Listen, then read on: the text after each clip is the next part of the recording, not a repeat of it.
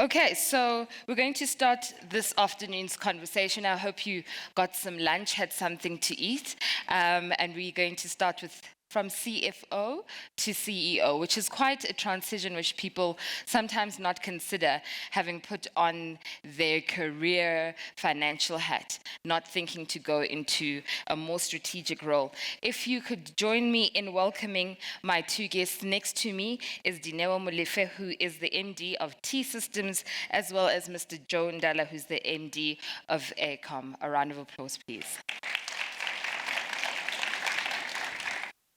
Thank you for joining me, Dineo. Good afternoon. Good afternoon. So perhaps let's get the conversation warm. You can tell us about your career and your progression into your career to firstly become a CFO, and to tell us, secondly, if you ever thought you would go into a CEO position. Thank you. So my career started like, all of us training as a CA and qualifying. I've always had the ambition that I wanted to be a director. By the time I'm 32. So I then became financial director at the age of 32. Congrats. So from there, I grew in the role, also then sat on a number of boards, chaired some audit committees, and therefore my exposure grew from there. I had done business privately outside of the workspace. So I think that I've always then had the ambition to run a business and to do a lot more than finance. So how I transitioned into the CEO role where I am now is that I went through a period of succession planning and contended for the role with another individual, and therefore, got the role.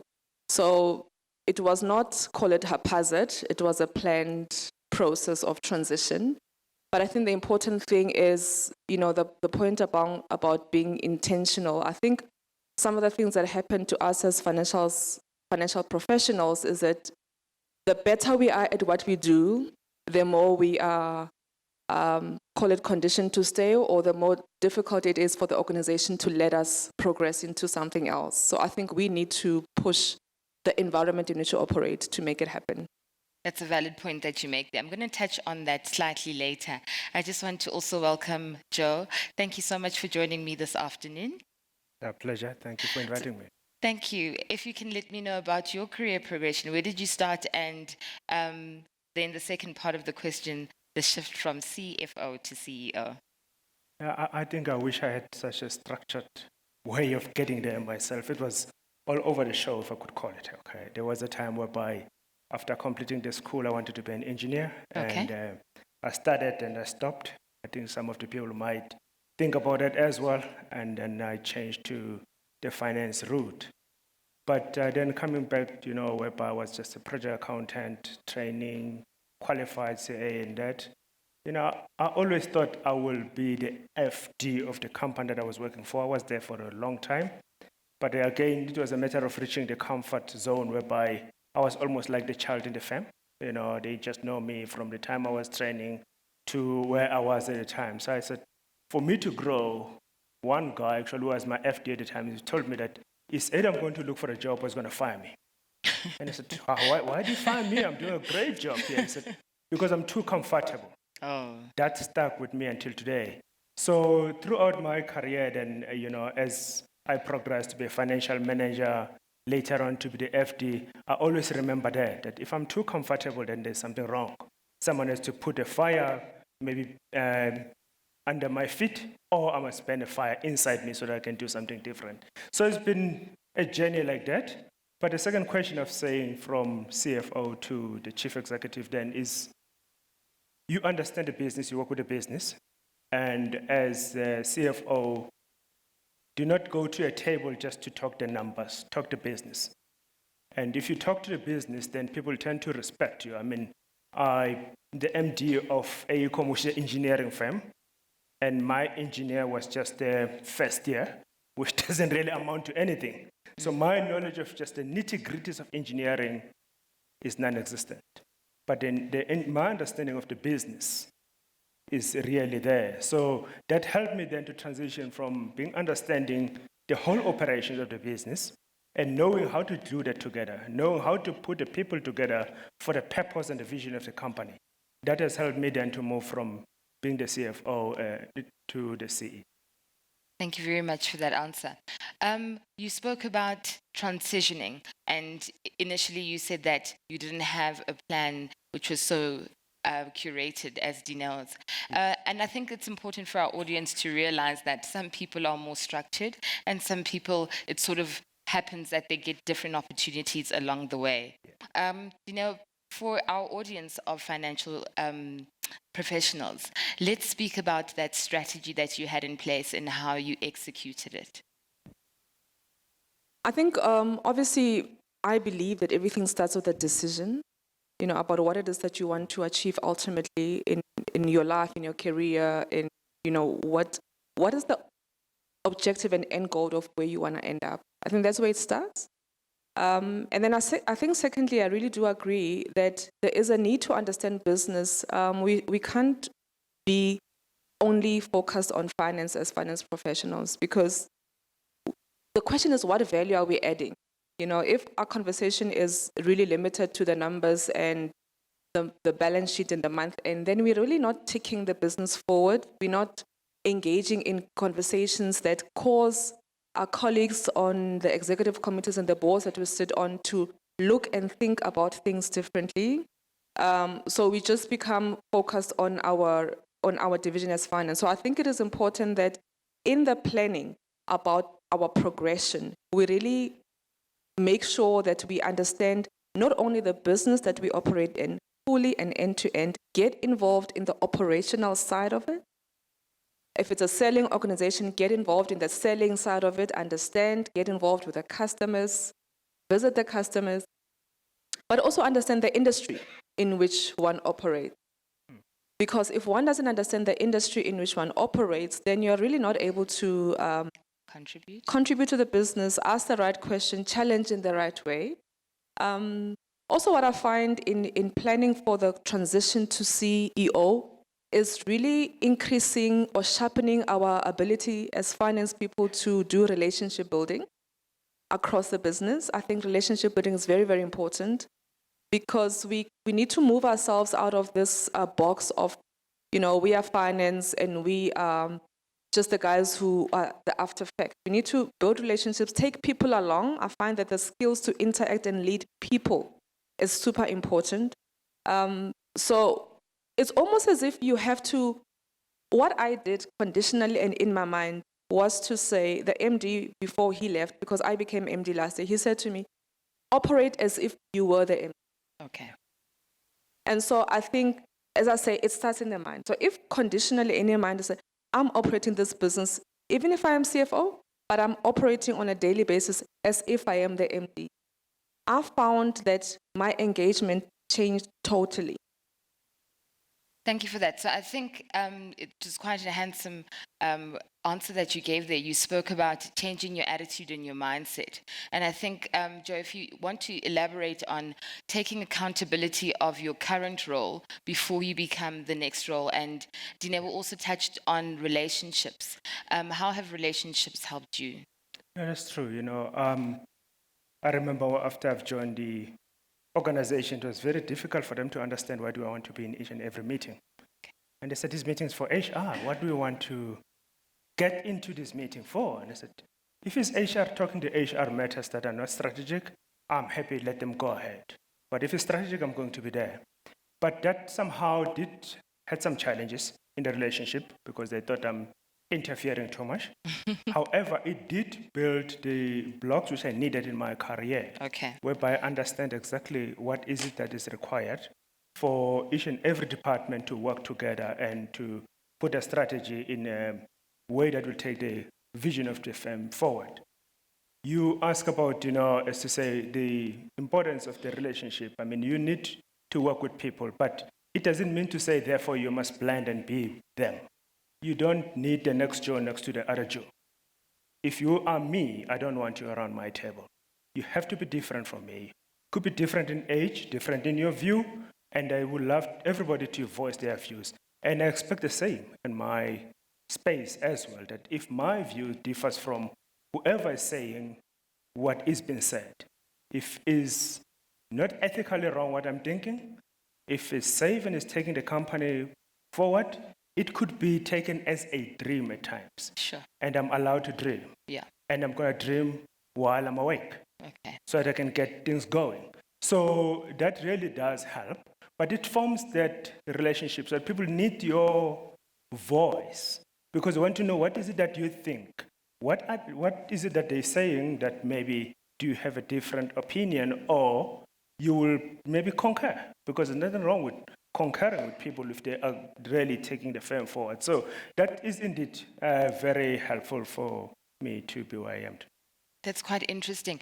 You used a word that some people are afraid of. You're interfering. Those are some of the challenges that you experienced. Dineo, have you been in a position where you actually wanted to contribute positively and people didn't understand your presence there? I think you do find it. I think, especially within the operational arms of the business, where, obviously these are experienced executives, so they might take it that, what is it that you can tell me that I don't know about my business kind of dear. thing. So again, it's really goes back to displaying the value that you can add, and also positioning yourself not as in a non-threatening way. Okay. I'm not there to question in order that I might arrive at an answer that says you cannot have capital allocation, as an example. Okay. I'm there to add value. What I also found for me was that because I'd been on boards for a number of years, it helps me to engage in a different way from a strategic perspective. Okay. And so my engagement adds value in that regard. Again, it goes back to seeking understanding. You cannot be a CFO of a business if you don't have full end-to-end and really operational understanding of what the business does. However, when it comes to relationship building, a CFO does need to remember that objectivity and independence must remain. Correct. We build relationships, we bridge the bridges, but we must remain independent. Okay. And I think that just adds to the point that, Joe, you were making to say you don't have to be a part of them to engage with them. And that's where the independence factor comes in. So those are the kind of challenges that you face day to day. But let's speak about internally you as a person, as you're building yourself and you're building your character. And Dineo, you spoke about the attitude that you take on. What challenges did you face in yourself, perhaps in your family life? Was your family or your surroundings, your environment able to cope with the demands that your career was asking for? It becomes challenging because, as I said, you're in a comfort zone, so to speak. You will get home at 5 o'clock because you finish what you're supposed to do. But all of a sudden now you have to go and meet the clients or to dine and wine with the clients, and it will take up to 11 o'clock. And you're not doing anything that is wrong, but it brings a strain sometimes into a relationship in one way or another. Because, you were there and supportive, and things are a little bit changing now because you have to sort of be out there and grow the business. Compared to the time whereby the business will be grown by someone, you're just reporting the numbers, and you know them so well that, you can do them from home, or you just rock up in a meeting and you just pull two things together, it works for you. So it does become the challenge. But again, what the other challenge was not coming from home. It was coming from the client themselves. Really? Okay, they used to know me that when you pick up a call and it's Joe on the line, is going to ask you, when are you paying me? And that was a tough one, okay? I remember we were visiting one of the clients in their plant, and they just, saw me, oh, Joe, you happy? And then he looked back to the project manager and said, did you pay that invoice? And I said, please, I'm not here to ask about that. I'm here to build a relationship, okay? I want us to work together. So, moving from one space to another, that's a challenge. And the second thing is that when you chair the meeting sometimes, because you've been a finance person for quite some time, your KPIs were just finance focused. You get into a meeting or you prepare an agenda that is really 80% or weighing too much towards finance. So, how to get out of that space whereby you're going to look at different things, whether it's business development, whether it's investment, whether it's a relationship with the shareholders, to manage that. That is a challenge on its own. You have to learn how to sort of now be at a different level. I mean, I'll give you an example, simple example. When I got to the office, I just saw myself sitting at the same desk where I was sitting. So I don't have an office. I don't work in an office. Okay. And I saw myself thinking more about finance KPIs. I said, what am I going to do differently here? I changed the desk. I moved to another desk. Change of scenery.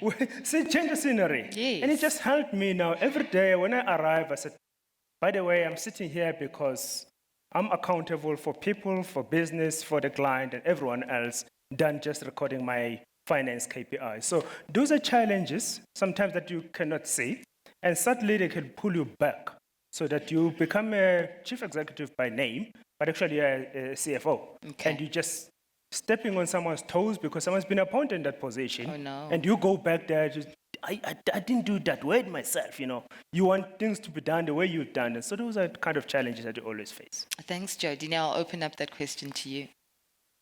I think for me it was slightly different because when I joined T-Systems 3 years ago, I deliberately told myself that I don't want to be the traditional CFO who is super engrossed in numbers. Okay.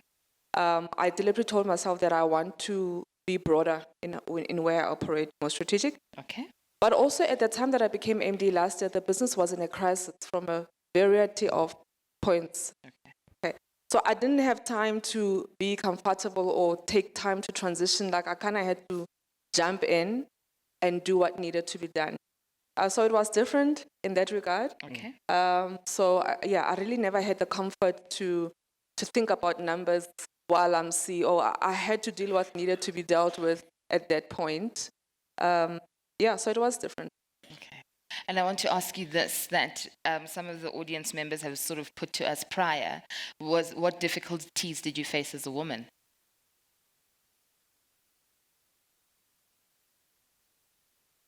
I think that the difficulties that you face as a woman come from two facets. Okay. The one is at the home front and the second is at the business front. Okay. I think that at the home front, the patriarchal society in which we operate kind of makes it not so socially easy for women to operate at the level where I'm operating, because the way we are perceived does tend to be different. When people find out that you actually spent December baking a cake, they kind of wonder, oh, can you actually bake? So it's that stuff that perception kind of puts you in a box. But I think the important thing I find is really to be who you are as a woman, as a mother, really to be who you are and to surround yourself with people who support you and who are interested in your progression. I think from the business side, we are still, because we are transitioning as a country in terms of inclusivity, we still suffer the thing of wanting to put women in positions, wanting to put equity candidates in positions. And what that does, as good as it is, what that does makes us start the conversation as we've put a woman, as opposed to we've put a CFO or a CEO. So that kind of steps back the point of starting, because if it was a male in my role, it wouldn't have been, well, they've appointed the first male. It wouldn't have been, they've appointed an MD. Whereas if it's a woman, well, they've appointed a woman first, this, first, that. That kind of taints the conversation. So I think that's the challenge. And I understand it because we are still transitioning as a country, as a people. Over a period of time, I think we will get there, but we have to be intentional. I sit here not because I'm a woman. I sit here because I am super competent and very capable. And I think that's what we need to get. 100%. Thank you for that answer. So with the transition from CFO to CEO, there's some skills that one needs to acquire.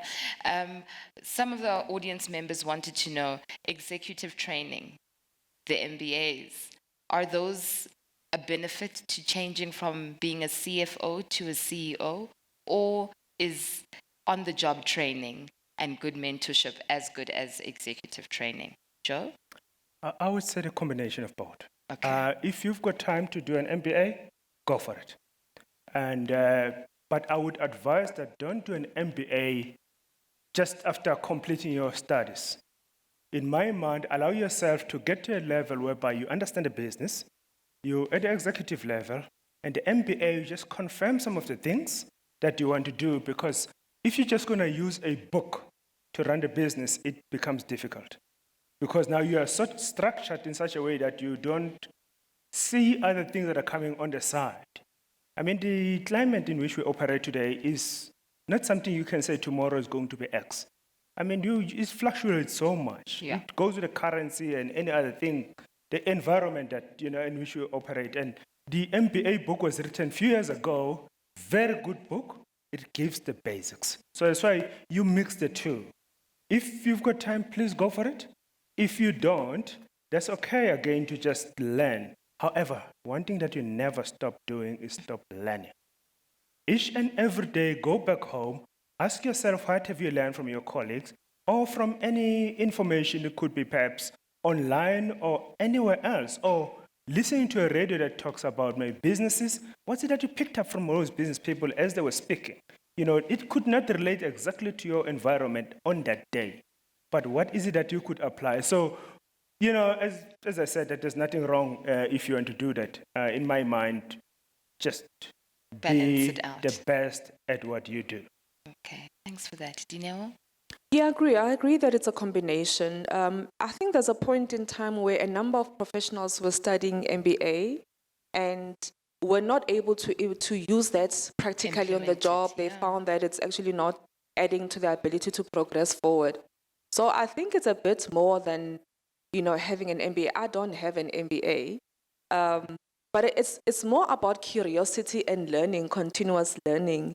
As you say, I think that is the most important thing, because that learning is not necessarily centered around MBA. And also, our South African, call it academic market, is different. When you are in the US, MBA is almost like a basic degree, whereas in South Africa, it's an addition to postgraduate. Yes. So I agree that we need to think about those kinds of degrees such as MBA within the context of where you are in your career.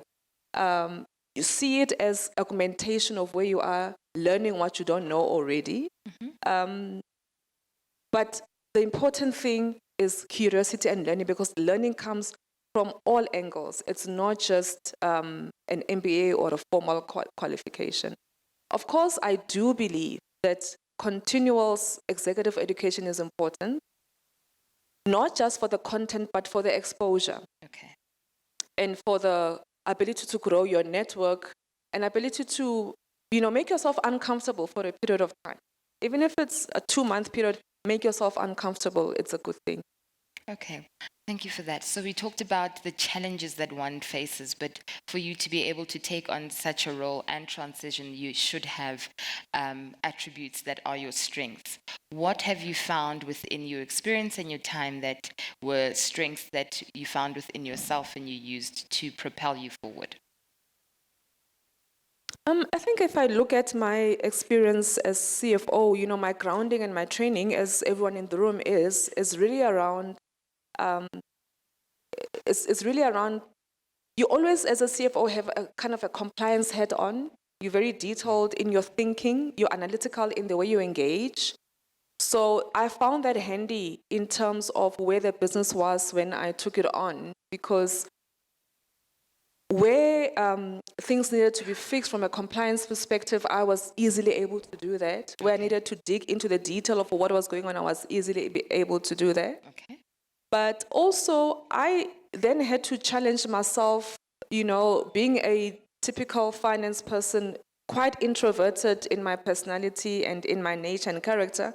I really had to push myself to be very engaging. I had to push myself to engage with employees across the business, with customers at a more detailed and more frequent level, engaging with shareholders and various stakeholders.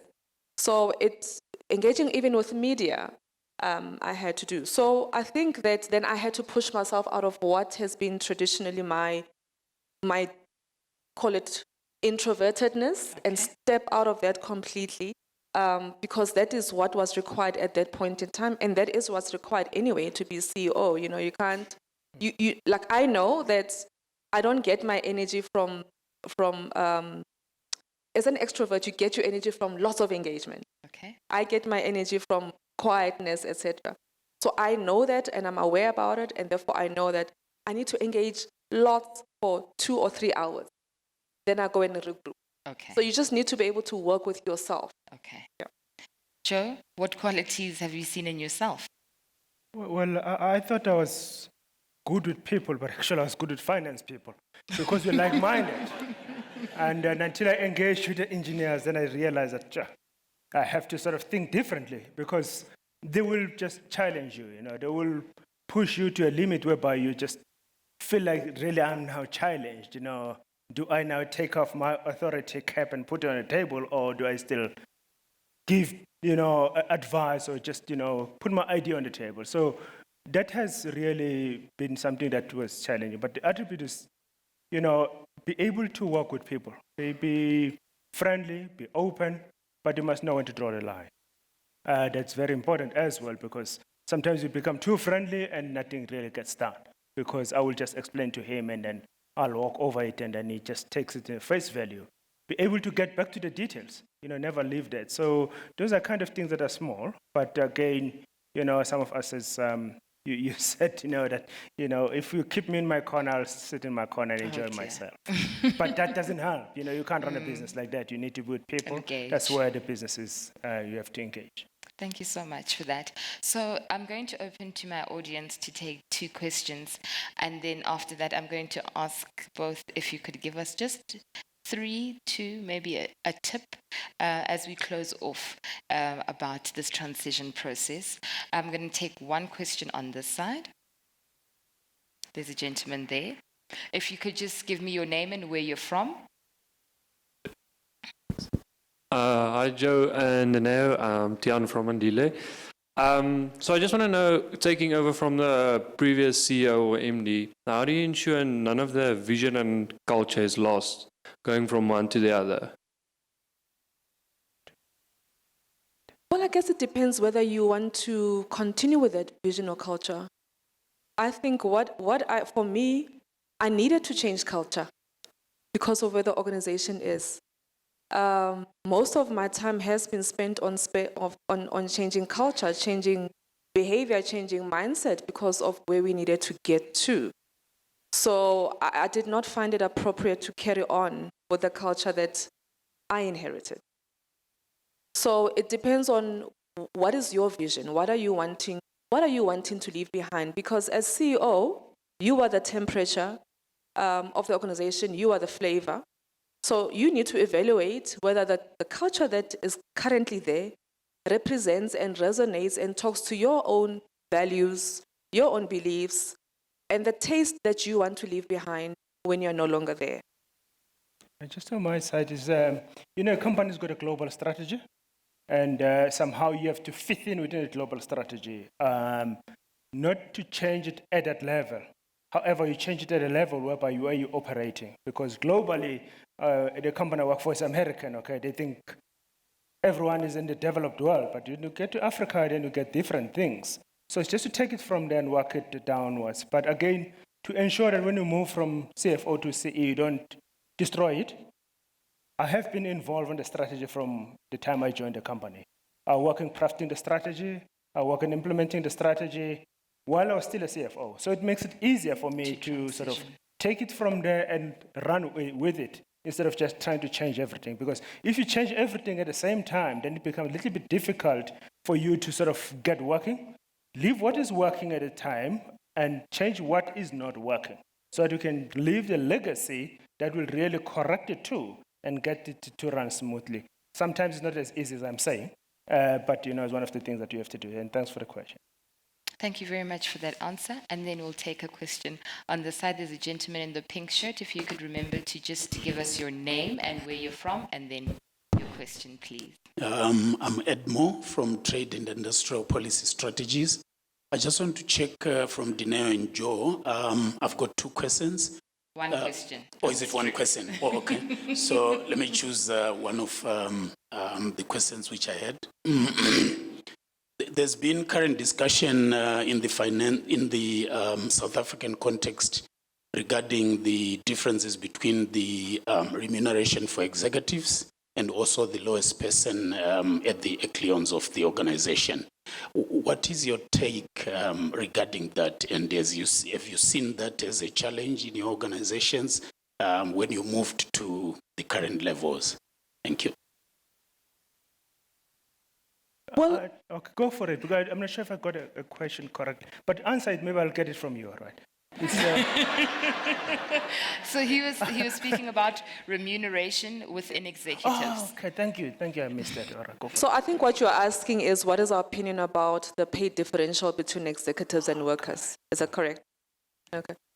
So it's obviously a complex issue, and depending on business to business and circumstances within the business. I do find, however, that there is a pay gap when it comes to male and female employees at whatever level in the organization. So that's one of the things that I looked at when I started this job, to say, are there areas of the business where male and female counterparts are remunerated differently?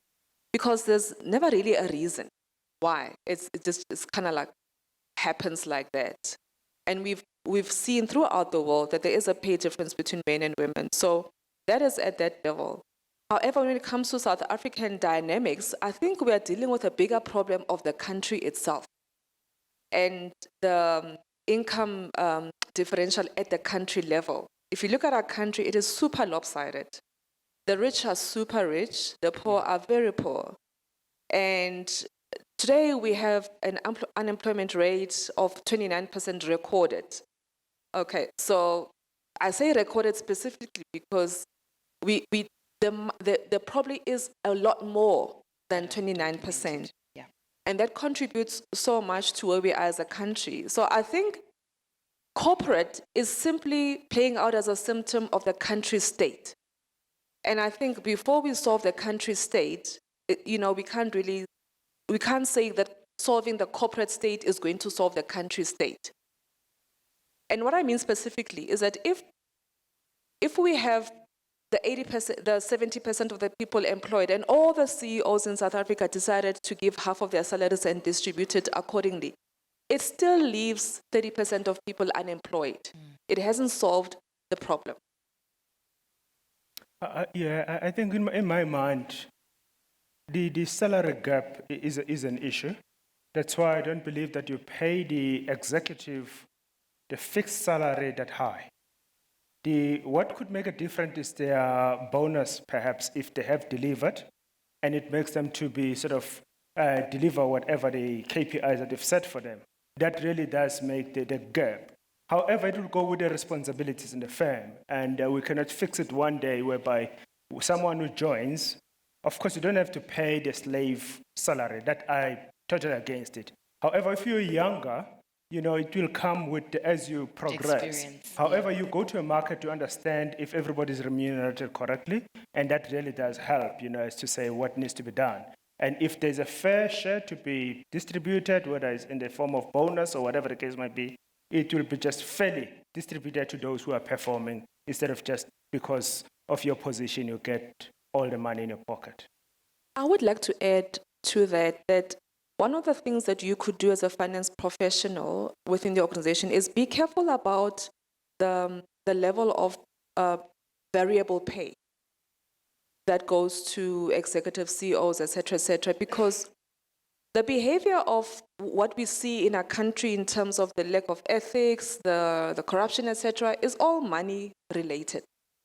So I think as finance, just use that mindedness to say, challenge, if you see that the way that remuneration is set up is going to encourage untoward behavior, challenge that. Make sure that where you are, that doesn't happen. Because people are people. You dangle enough carrots, they behave in a particular way. Right. Thank you for your contribution to the conversation. You wanted to say, Joe? No, I wanted to get back to your question. You said we must give some tips, isn't it? Yes, that's Oh, where we okay. are Oh. now. So I Not a can see problem. You Okay. pay attention to all the I will details. share two if you don't mind, and Yes, perhaps you let's. could, with the time. One is that I think a topic before this one where you talk about the real CFO. Yes. Be that first. Make sure that you are a real CFO. You know what you're doing, and the business trusts you. You understand the details, and you can challenge the details, as to say what needs to be done. And secondly, do not sit at your corner and be content with doing your job for a day and go home. Get more involved. If it means that you have to be maybe working longer hours because you took an hour to join the meeting that maybe was not scheduled for you, do that. It does help you to understand the business. And not only a business where you are, and just grow your network in the way that will help you then to sort of, when you want to progress, you go back to those people to guide you. Have a mentor, have a coach. Get someone who's going to take you there. Thank you so much, Joe. Dineo, thank you very much for joining us in the conversation. Your last tip for our audience, please. I think that continuous learning is important. So understand the business that you're operating in, understand the industry, and really immerse yourself in what's happening in the business. Also, have a sponsor, within the business, which is for me different from a mentor. So have a sponsor, have somebody who really is interested in your progression forward, somebody who has interest in seeing you move to the next level in your career. And I think also just really to be intentional about what you do as an individual, being intentional about your own personal brand. What is it that you are known for in the business? Are you conscious about, are you relevant for that business as a CFO? There's a CFO who is required for a business that is growing, the particular kind. There's a CFO who is required for a business that needs to cut costs. It's another particular kind. Are you relevant for the business that you are in? And are you skilling yourself to be relevant for that business? Those are really relevant questions. Thank you so much for your contribution.